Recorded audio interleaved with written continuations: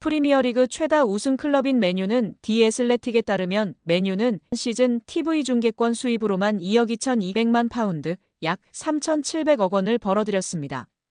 이는 일부 프리미어리그 클럽의 연간 전체 수입과 맞먹는 규모입니다. 아디다스와의 스폰서십 계약도 2035년까지 연간 9천만 파운드, 약 1,500억 원을 지급하는 장기 계약을 맺고 있습니다. 다만 강등 시 금액을 50% 삭감하는 조항이 포함돼 있습니다. 아디다스는 한 시즌 사전 통보 후 계약을 파기할 수도 있다고 알려져 있습니다. 맨유의 연봉 총액은 3억 6,500만 파운드, 약 6,100억 원입니다. 이는 하루 100만 파운드, 약 17억 원을 지출하고 있습니다. 대부분의 프리미어리그 구단이 강등 시 50% 임금 삭감 조항을 두고 있지만 맨유는 이런 조항이 없는 것으로 알려져 있습니다. 한마디로 미친 듯이 돈을 뿌려대는 클럽입니다. 최근 곤두박질 치는 성적 등 어려움으로 인해 직원 구조 조정 등을 시행하고 있으나 그래도 이강인이 입단 시 현재 받는 연봉의 2배는 받을 것으로 예상하는 적이 지배적인 상황입니다. 여기에 맨체스터 유나이티드가 파리 생제르맹 선수를 대거 영입하는 것을 추진하는 것으로 전해졌습니다. 프랑스 매체 PSG 인사이드는 PSG 선수 중 3명이 맨유에 관심을 받고 있다. 맨유는 이강인, 네베스, 멘데스 영입을 계획하고 있다. PSG가 챔피언스리그에서 선보인 경기력으로 인해 맨유는 PSG 선수들에게 관심을 가지고 있다고 전했습니다. 프랑스 매체 버풋볼 클럽은 21일 맨유 영입설이 있는 선수 중 멘데스는 PSG와 재계약 협상 중 맨유가 자신에게 관심을 보이자 맨유의 관심을 이용해 PSG에 더 높은 급여를 요구하기도 했다. 멘데스는 지난 2월 PSG와 계약을 연장했고 1년 연장 옵션을 포함해 2030년까지 5년 재계약을 체결했다. 맨유는 멘데스와 PSG의 재계약에도 불구하고 멘데스 영입을 포기하지 않을 것이라고 언급했습니다. 이 매체는 PSG는 맨유가 영입을 원하는 3명의 선수 중에서 올 여름 이적 시장에선 이강인만 이적 가능하다는 뜻을 나타냈다. 멘데스와 네베스에 대해 PSG 경영진은 이적 불가라고 전했다고 덧붙였습니다. 이강인은 최근 맨유 이적설이 꾸준히 언급됐는데요.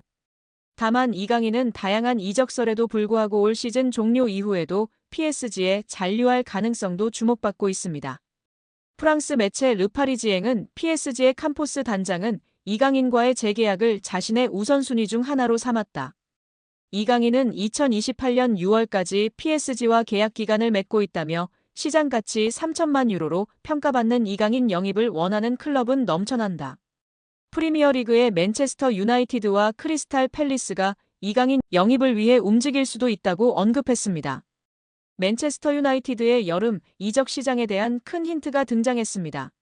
맨유 유스 출신 공격수 알레한드로 가르나초가 입주한 지 1년 여밖에 되지 않은 자신의 고급 주택을 부동산에 매물로 내놓았다는 것인데요.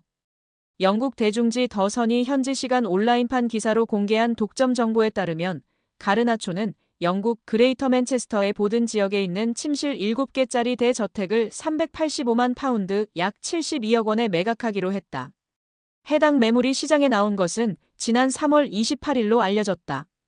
가르나초는 지난해 4월 자신의 파트너 에바, 1살 된 아들 엔소와 함께 해당 저택으로 이사했다. 매입 당시 가격은 380만 4천 파운드. 1년도 채 되지 않아 매각한 이유는 차익을 위해서가 아니다. 라고 전했습니다. 이어 더선은 가르나초가 자신의 저택을 매각하려는 이유가 올여름 맨유를 떠나기 위한 준비로 여겨진다고 추측했습니다. 실제로 가르나초는 후배 아모린 감독이 올 시즌 중도 부임한 이후 꾸준히 이적설의 주인공이 됐습니다. 에릭 텐하흐 전임 감독 체제에서 중용됐으나 아모린 감독 부임과 함께 입지가 흔들렸는데요. 최근 다시 주요 경기에 출전하고 있으나 지난 1월 이적 시장 기간에 첼시, 나폴리 등과 이적 협의가 진행되기도 했습니다. 맨유는 지난 수년간 누적된 적자로 인해 재정난에 시달리고 있기도 합니다. 맨유는 아모린 감독이 원하는 유형의 선수를 영입하기 위해 기존 선수 매각을 추진 중이며 현재 에스턴 빌라로 임대된 마커스 래시포드를 비롯해 자체 유소년 팀 출신 선수들의 매각이 장부상 순이익으로 처리되어 재정 건전성 규정 충족에 큰 도움이 된다고 보고 있습니다. 래시포드와 달리 가르나초는 그동안 맨유의 미래 자원으로 기대를 모았으나 아모린 감독은 기복을 보이는 가르나초를 정리하려는 생각을 가진 것으로 알려졌습니다. 맨유는 최근 2선 공격수 영입에 대한민국 대표 미드필더 이강인과 연결됐는데요. 지난달 이강인의 에이전트 하비에르 가리도가 맨유 구단을 방문한 사실을 공개하기도 했습니다. 스페인 매체 렐레보의 마테오 모레토 기자는 이 방문이 가리도가 대리하는 선수의 이적과 관련이 있는 업무상 출장이었다고 보도했습니다. 맨유는 5년 후 새로운 홈경기장 건설을 중심으로 대대적인 재건 작업을 진행 중입니다. 짐 래클리프 구단주는 이 과정에서 아모린 감독을 적극 지원하고 여름 이적 시장에 선수 영입을 위해 구조조정을 진행 중이라고 밝혔습니다. 아시아 시장 마케팅 효과를 위한 이강인 영입 가능성이 유럽 현지에서 제기되고 있는 가운데 이강인과 포지션이 겹치는 가르나초의 이적설은 주목할 만한 상황이라는 평가입니다. 여기에 뉴캐슬이 김민재와 이강인을 동시에 주목하고 있다고 알려지며 화제입니다. 김민재는 여름 이적 시장이 다가오는 가운데 이적설에 휩싸였습니다. 아킬레스건 부상을 당했음에도 온전히 회복을 하지 못하며 계속해서 경기를 뛰면서 점차 경기력이 떨어졌고 자연스레 이적 가능성이 전해졌습니다. 독일 FCB 차이퉁은 첼시뿐 아니라 뉴캐슬과 유벤투스도 김민재를 주시하고 있다고 설명했습니다. 특히 글로벌 매체 포포투는 24일 뉴캐슬은 김민재의 에이전트와 구체적인 대화를 나눴다. 뮌헨은 적절한 금액이 제시되면 김민재와 이별할 것이다라고 전했습니다.